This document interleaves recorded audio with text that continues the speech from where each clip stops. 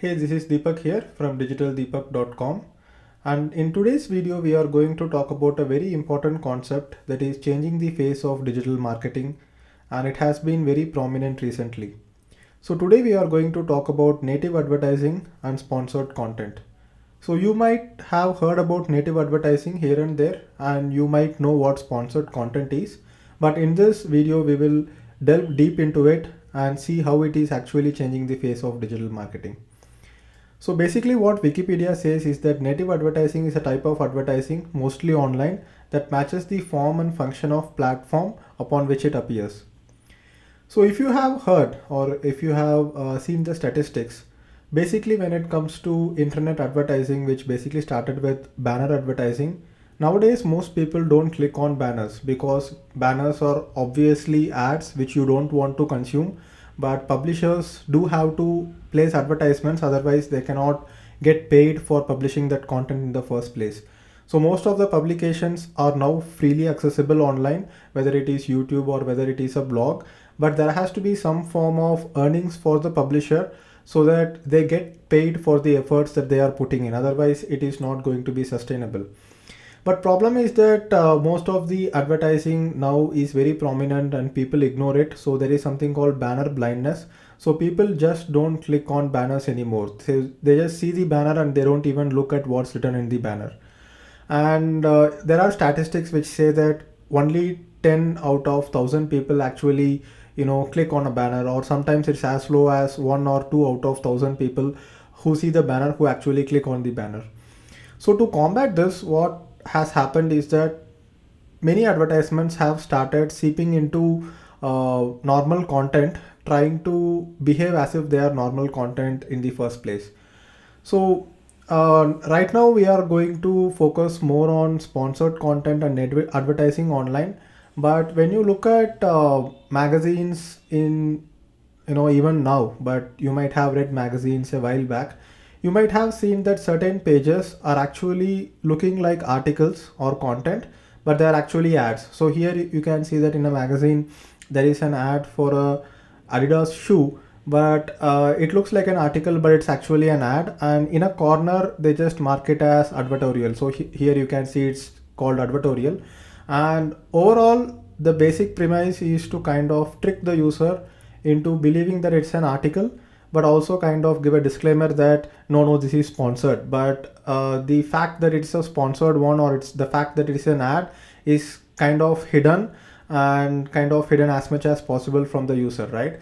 So even when you look at publications such as Your Story, so Your Story does a lot of native advertising and sponsored content. So here you can see sponsored post is what they have given. So certain publications are kind of very ethical, and they say that this particular post is sponsored, but many publications do not disclose it exclusively. For example, if you are reading a magazine and if it clearly states that a particular article is a sponsored post, you are less likely to read that particular article, because if it is not published by the merit of journalism, if it is not published because it's an interesting article, but because someone paid to put that article right there, then you are not going to read that article, right? So that's what we are looking at. And when you look at online types of sponsored content and native advertising, mostly even when you look at search engine ads, they are some form of native advertising because you are searching for something, but they also make sure that you get ads,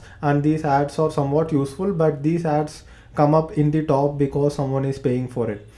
Then you have recommendation widgets, which we are going to talk about today. So if you have read news websites, below the content of these news you can see that from around the web, and you can see many links being placed there.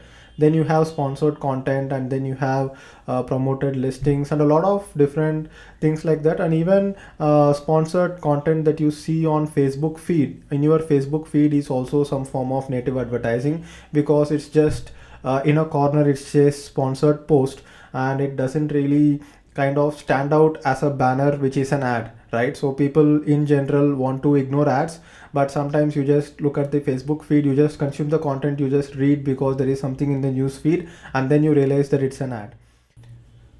So recently I stumbled upon this video by John Oliver, and he has explained about this entire concept of native advertising and how it actually impacts journalism and content consumption. So this is something that you should take a look at. I have given a link to this YouTube video below this video or wherever you are consuming this from, and or you can just go ahead and search on YouTube about it. So I also want to show you product placements. So product placements are basically a form of native advertising which doesn't look like advertising in the first place. Like for example, if you have seen this series called TVF Pictures, so TVF, media company from Mumbai, made this series called TVF Pictures, and it's basically a story of a startup, or a story about bunch of guys trying to start up and trying to raise money.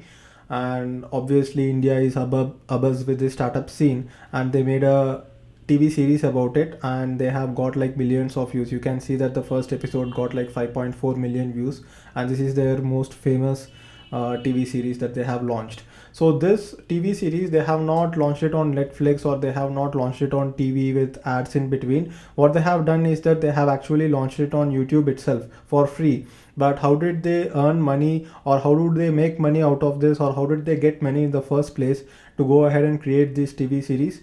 You can go ahead and check this particular Quora post, which asks who are the sponsors for TVF Pictures. So basically it's a product placement. So Ponds, Men, Uber and Kingfisher are the sponsors, and basically it appears as product placement. It doesn't appear as ads in between the TV series, but it appears during the show. Like here you can see that this guy is washing his face, and there is Pond's men's cream, and this guy is booking an Uber cab on his phone. And whenever there is a scene where they are going to a bar and having alcoholic drinks, you can see that Kingfisher is basically the brand which is placed there. So this kind of advertising kind of psychologically impacts you, kind of connects the dots. So you think that it's basically a product placement, and for them it helps in boosting the brand when they do it. So these are product placements, again a form of native advertising. And there is a movie called The Truman Show, which you should definitely watch. And this entire movie is based on native advertising and sponsored content. So basically, Jim Carrey, when he is born, he is actually born into a show, and his entire life is part of a show, and people just keep watching this particular show, and 24/7 this show keeps running, and basically tracks the life of Jim Carrey from being a kid to being a big adult. And it's a very interesting movie which you should definitely see. And this particular TV show, they make money by doing product placement. So I will show you video here. So basically in this particular show, you can see that Jim Carrey is there, and Jim Carrey's girlfriend comes home, and then she is talking to Jim Carrey. Look what I got for you to check out. It's a Chef's Pal. It's a dicer, grater, peeler, all in one. So you can see that it's just part of the movie, and in this movie Jim Carrey doesn't even know that he is actually part of this grand scheme of native advertising and this actual show called The Truman Show. That's what the movie is about. And this particular character actually shows a product, and this is how they make money. So that's how the movie is based on.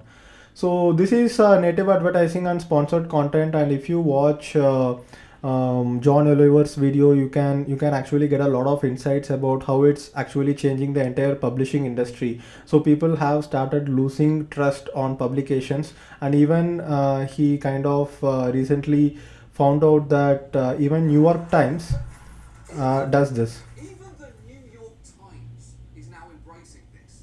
They had a recent feature on their website about women in prison, which looked. So New York Times recently published this article about women in prison, but it's actually a sponsored post by Netflix to promote their show. It was actually a paid post promoting season 2 of Orange is the New.